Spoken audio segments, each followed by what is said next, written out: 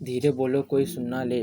यह बात हम सबके कानों पर पड़ी होगी और हमारे मुंह से भी निकली होगी, लेकिन सोचने वाली बात यह है कि ये वाक्य कब कब हमारे मुंह से निकलता है और कब कब हमारे कानों पर पड़ता है, क्योंकि ऐसे कम ही गुप्त राज होते हैं जो हम दूसरों के कानों पर पड़ने नहीं देना चाहते। अक्सर परिवार में अशांति का कारण हम स्वयं ही होते हैं। हम इस बात को देख पाएं भले न देख पाएं, पर ये असल सत्य है, क्योंकि जाने अनजाने मूर्खतावश हम खुद ही अपनी वो बातें दूसरों को बता देते हैं जो हमें कभी नहीं बतानी चाहिए, और वही बातें जो अनजाने में हमने दूसरों को बता देते हैं वही हमारे दुख का कारण बन जाता है, वही हमारे झगड़े का कारण बन जाता है, और फिर बाद में पछतावा होता है कि मुझे यह बात किसी को नहीं बतानी चाहिए थी। मेरी ही गलती हुई कि मैंने जाने अनजाने में यह बात सबको बता दी। इसलिए आज की जो बौद्ध कहानी मैं आपको सुनाने वाला हूँ, उसे सुनने के बाद आपको पता चलेगा कि आपको कभी किसी को यह बातें नहीं बतानी चाहिए। ये जो 7 बातें हैं जो आपको किसी को नहीं बतानी चाहिए, इसके पीछे का तर्क भी मैं आपको दूंगा। और इन 7 बातों के अलावा अगर आपको लगता है कि कोई बात ऐसी है जो मुझसे छूट गई है या मैं नहीं बता पाया, तो कमेंट सेक्शन में ज़रूर बताना। इससे पहले कि आप इस बहुत कहानी में खो जाएं, इस चैनल को सब्सक्राइब कर लें। एक नगर में राजेश नाम का एक युवक रहता था। वो युवक बहुत गरीब था। 2 वक्त की दाल रोटी भी बड़ी मुश्किल से उसको नसीब होती थी। किसी काम की तलाश में दिन रात खोज करने पर भी उसे कोई काम नहीं मिल रहा था। फिर एक दिन उसने अपनी पत्नी के सामने अपनी सारी समस्या बता दी। उसने अपनी पत्नी को कहा कि मैं जिस जगह भी काम मांगने के लिए जाता हूँ तो हर कोई मुझे यह कहकर काम से निकाल देता है कि यहाँ काम की कोई ज़रूरत नहीं है। मैं काम की तलाश करके थक चुका हूँ। मुझे समझ नहीं आता कि मैं तुमको कैसे खुश रखूँ, तुम्हारा पेट कैसे भरूँगा, अपने बच्चों को कैसे पालूँगा, और ये चिंता मुझे दिन रात खाए जा रही है। यह सुनकर उसकी पत्नी ने कुछ सोचकर कहा कि तुम एक आदमी के पास एक बार ही काम मांगने के लिए जाते हो, और जब वो काम नहीं देता तो तुम 2 बार उसके पास काम मांगने के लिए नहीं जाते हो। अगर तुम्हें उनसे काम लेना है तो तुम्हें हमदर्दी जतानी होगी, तुम्हें उनसे हमदर्दी हासिल करनी होगी, अपनी गरीबी दिखानी होगी, ताकि वो लोग तुम्हारी मजबूरी समझ कर तुम्हें काम पर रख लें। इसलिए शर्म मत करो, उन्हें अपनी मजबूरी बताओ, अपनी गरीबी बताओ, और इसी उपाय से तुम काम पा सकते हो। ये बात राजेश के मस्तिष्क में बैठ गई और अगले दिन काम मांगने के लिए वो उसी सेठ के पास जा पहुंचा जहां पर वो पिछले दिन काम मांगने के लिए गया था। लेकिन इस बार उसने हाथ जोड़कर उस सेठ से प्रार्थना की, उसे विनती की कि वो बहुत गरीब है और उसे काम की बहुत आवश्यकता है। वो जो कुछ भी देंगे उसमें वह संतुष्ट हो जाएगा, पर कृपया करके मुझे अपने यहाँ काम पर रख लें। उसकी ये हालत देखकर उस सेठ ने उसे अपने यहाँ काम पर रख लिया। वह रोज वहाँ काम पर जाने लगा। अंदर ही अंदर वह खुश तो था कि उसे काम तो मिला, लेकिन उसे वेतन दूसरों से बहुत कम मिलता था। वहीं काम जो दूसरे लोग करते थे उन्हें ज़्यादा वेतन मिल रहा था और इससे कम वेतन मिल रहा था। जब इस बारे में उसने अपने सेठ से कहा तो सेठ ने कहा, देखो भाई, तुम्हें काम की ज़रूरत थी, मैंने तुम्हें काम दिया, मेरा धन्यवाद करने की बजाय तुम मुझे शिकायत कर रहे हो। यह सुनकर टिंकू वहीं चुप हो गया। बात कहीं ना कहीं सत्य थी। सेठ ने तो उसे उसकी मजबूरी के हिसाब से काम दिया था और इसलिए वो उसे अपने अनुसार ही वेतन देता था। लेकिन धीरे धीरे उसने यह बात अपने सगे संबंधियों और दोस्तों को भी बताना शुरू कर दी। उसका सेठ कैसा आदमी है और उसे कैसा वेतन देता है। समय बीत रहा है और राजेश पूरी लगन के साथ अपना काम कर रहा, लेकिन अब परिस्थितियां बदलने लगी थी। सेठ अब राजेश से दूसरे लोगों से ज़्यादा काम लेता था और उसे कम वेतन उसे देता था। यह बात राजेश को मन ही बहुत खलती थी। वह दूसरों से ज़्यादा मेहनत कर रहा है और उनसे कम वेतन पा रहा है। इससे उसके आत्मसम्मान को बहुत गहरी चोट पहुंची। अब धीरे धीरे उसका मन अपने काम से हटने लगा। उसका मन काम में नहीं लगता था। जाहिर सी बात है कि ऐसी जगह किसका मन लगेगा जहां आदमी को अपने आत्मसम्मान के साथ समझौता करना पड़े। इसलिए जल्द ही जल्द उसने अपना काम छोड़ दिया और वो घर पर आकर खाली बैठ गया। अब उसके पास घर का खर्चा निकालने के लिए पैसे नहीं बचे। इसलिए उसने अपने सगे संबंधियों और दोस्तों से सहायता मांगने शुरू किया। उसके दोस्त उसके सामने तो उसे दया का पात्र समझते थे, उसे दिलासा देते थे, लेकिन पीछे से उसका मजाक उड़ाते थे। वो कहते थे कि कितना बेवकूफ़ है, सेठ ने इतना काम लिया और बेचारे को पैसे भी नहीं दिए। अरे हम इसको पैसे दे देते तो ये कल हमारा भी पैसा वापस कर पाएगा। इसकी ऐसी हालत है, काम तो इसके पास कुछ नहीं है, पैसा कहाँ से लाके देगा। और इसी वजह से राजेश की हालत दिन ब दिन खराब होती जा रही थी। अब वो दिन में तनाव में रहने लगा था। वही दोस्त, वही सगे संबंधी जो उसके अपने होने का दिखावा कर रहे थे, वो उसे दया का पात्र समझ रहे थे। उन्हें उसके ऊपर तरस आ रहा था। सब लोग आकर उसे ज्ञान तो बहुत देते थे, लेकिन कोई सहायता नहीं करता था। अक्सर ऐसा ही होता है, ज्ञान देने वाले तो बहुत मिल जाते हैं, लेकिन मदद करने वाले, उंगली पकड़कर, हाथ पकड़कर आगे चलाने वाले कितने कम लोग मिलते हैं। एक दिन उसे पता चला कि पड़ोस के गांव में एक बौद्ध भिक्षु आया है जो बहुत ज्ञानी है। राजेश इतना तनाव में था कि उसे कोई रास्ता नजर नहीं आ रहा था। इसलिए जाने अनजाने में वो उस बौद्ध भिक्षु के पास पहुंच जाता है। वहां पहुंचकर वो सीधे उनके पैरों में गिरकर रोने लगता है। वह रोते रोते उन्हें अपनी सारी परिस्थितियां बताता है।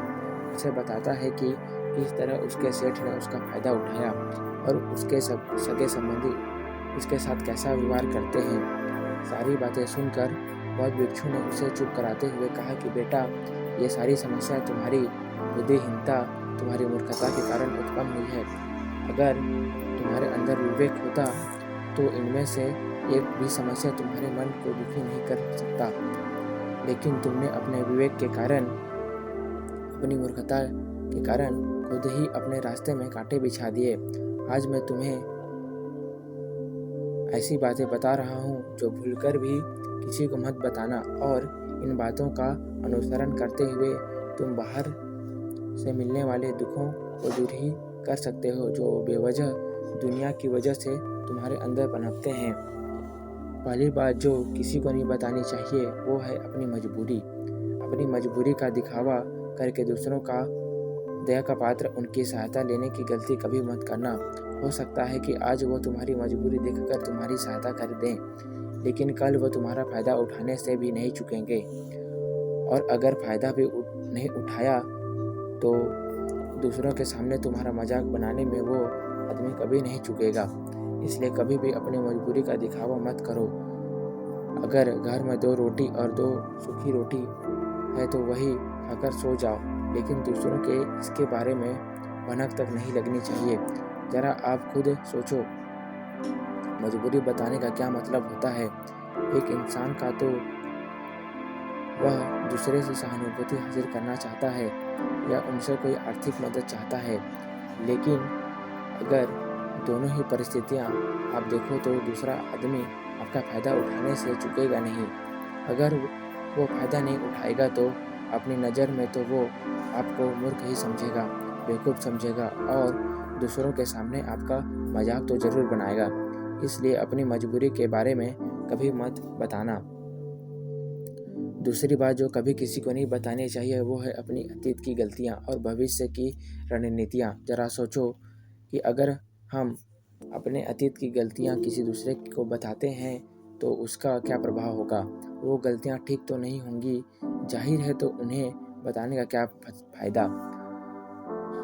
आप अपने अंधेरे पक्ष को खुद दुनिया के सामने बता रहे हैं, खुद अपनी गलतियाँ दूसरों के सामने बता रहे हैं। इससे उस आदमी की नज़र में आपका एक चरित्र गठित हो जाएगा और वो भविष्य में हमेशा आपको उसी नज़रिए से देखता रहेगा। इसलिए किसी भी आदमी की नज़र में अपना चरित्र गठित मत होने देना। और ज़रा सोचो कि अगर आप व्यर्थ में ही अपने भविष्य की रणनीतियाँ दूसरों के सामने बता रहे हैं, जो लोग आपके काम का हिस्सा ही नहीं हैं, उनके सामने अपनी भविष्य की रणनीतियाँ, अपने ढींगे भांगने का क्या फ़ायदा। वो लोग आपकी सहायता तो नहीं करेंगे, लेकिन आपकी भविष्य की रणनीतियाँ में बाधा जरूर बन सकते हैं। आप खुद अपने विवेक का इस्तेमाल करिए और सोचिए कि आपके साथ भी ऐसा हुआ है कि आपने अपने भविष्य की रणनीतियाँ किसी को बताई हो और वो कामयाब ही नहीं हुई हो। जरा कर सोचिए। तीसरी बात जो कभी किसी को नहीं बतानी चाहिए, वो है अपने घर की बातें। जो भी हमारे घर के अंदर आपस में बातचीत होती है, हमारे माँ बाप के साथ, हमारी पत्नी के साथ, हमारे बच्चों के साथ, वो बातें परिवार तक ही सीमित रहनी चाहिए। अगर आप इन बातों को दूसरे के सामने ढिंढोरा पीटते हो तो दूसरों को आपके घर में घुसने का एक मौका मिल जाता है और वह इसका फ़ायदा उठाने से भी कभी नहीं चूकेंगे। वो आपके परिवार के सदस्यों को आपसे दूर ले जाने की कोशिश करेंगे। अक्सर ऐसा होता है, हम समाज में देखते हैं कि हम अपने घर के झगड़ों को कम करने के लिए उन झगड़ों को अपने पड़ोसियों और दूसरे सगे संबंधियों को बता देते हैं, लेकिन इससे आपको सहायता कभी नहीं मिल होगी, बल्कि आपके घर के लड़ाई झगड़े और ज़्यादा बढ़ गए होंगे और वह जाहिर है वो बढ़ेंगे। अगर आप अपने माँ बाप की बात दूसरों को बताएंगे तो आपके माँ बाप को बुरा लगेगा ही, मेरा बेटा हमसे बताए बगैर दूसरों को ये बात बता रहा है। इसलिए अपनी घर की बातें और अपने घर की लड़ाई झगड़े किसी को नहीं बताना चाहिए। आपको बताने जा रहा हूँ जो किसी को बतानी नहीं चाहिए। वो सुनने पर बहुत अजीब लग सकती है, लेकिन उसका सत्य भी मैं आपको तर्क के माध्यम से दूंगा। मैं कहता हूँ कि अपनी आमदनी किसी को मत बताना। अब अपनी आमदनी न बताने के पीछे क्या मतलब हो सकता है। ज़रा सोचिए कि आप अपनी आमदनी अपने दोस्तों को बता देते हैं, तो जब आपके दोस्तों को ज़रूरत पड़ेगी तो वो सिर्फ आपको ही याद करेंगे, क्योंकि उनको पता है कि आपकी आमदनी कितनी अच्छी है। तो आप भी उनकी मदद कर सकते हैं और इसलिए ज़्यादा लोग आपसे सहायता मांगेंगे, और जब आप उनकी सहायता नहीं करेंगे तो वो सोचेंगे कि इस आदमी के पास इतना पैसा है फिर भी मेरा सहायता नहीं कर रहा। और इसलिए आपकी आमदनी आप दोस्तों के बीच झगड़े के कारण बन सकता है। कम आमदनी होगी तो लोग आपका मजाक उड़ाएंगे और ज़्यादा होगी तो सहायता मांगेंगे, तो अपनी आमदनी बताने की कोई मतलब नहीं है। पांचवी बात जो मैं आपको बताने वाला हूँ उसे आप गांठ बांध लेना और किसी को मत बताना। अपनी कमजोरियाँ और अपनी ताकत। अक्सर इंसान को पता नहीं होता कि उसकी कमजोरी या उसकी ताकत क्या है, लेकिन अगर आपको अपनी कमजोरी और अपनी ताकत पता है तो पहली बात तो आप बहुत बुद्धिमान आदमी हैं, और दूसरी बात यह है कि आपकी बातें किसी को समझ नहीं आएगी, क्योंकि अगर आपकी कमजोरी या दूसरों को पता चल गई तो वो आपकी कमजोरी का फ़ायदा उठाएंगे, और अगर आपकी ताकत पता चल गई तो वही ताकत आपकी कमजोरी बन जाएगी, क्योंकि वो ताकत आदमी को पता है और वो ताकत की कार्ड भी ढूंढ लेगा। आपकी कमजोरी और अपनी ताकत अपनी पत्नी या अपने पति को भी नहीं बतानी चाहिए, क्योंकि इसके बाद आपको घर में उनसे हमेशा दबने का ज़रूरत पड़ेगा। अगली बात जो किसी को नहीं बतानी चाहिए वो है अपने मित्र और अपने शत्रु। आप अपने मित्र के बारे में अगर दूसरे लोगों को बताएंगे तो वह आपके मित्र के साथ अपनी घनिष्ठता बनाकर आपको धोखा दिलवा सकते हैं। आपके गहरे मित्रों को आपसे दूर करने का प्रयास कर सकते हैं।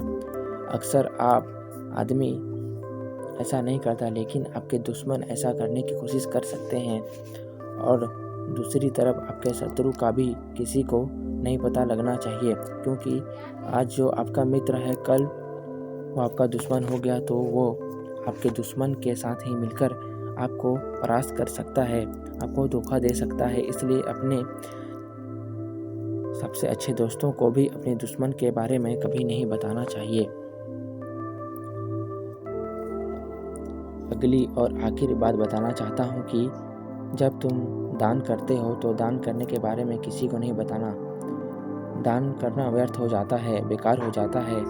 जब आप अपने दान का ढिंढोरा पीटते हो तो आप ये बता रहे हो कि मैं कितना बड़ा दानी पुरुष हूँ, और ये आपके अंदर एक अहंकार निर्मित करेगा। इसलिए दान गुप्त रूप से किया जाना जितना अच्छा होता है उतना कुछ नहीं होता, उतना ही फलदायक होता है। जब आपका बायां हाथ दान करता है तो आपके दाहिने हाथ को भी पता लगना नहीं चाहिए। ये 7 बातें जो बौद्ध भिक्षु राजेश को बताई में संसार के सभी सिद्धांत छिपे हुए हैं। हमारी कहानी सुनने का मकसद यही है कि आपका विवेक जागृत हो,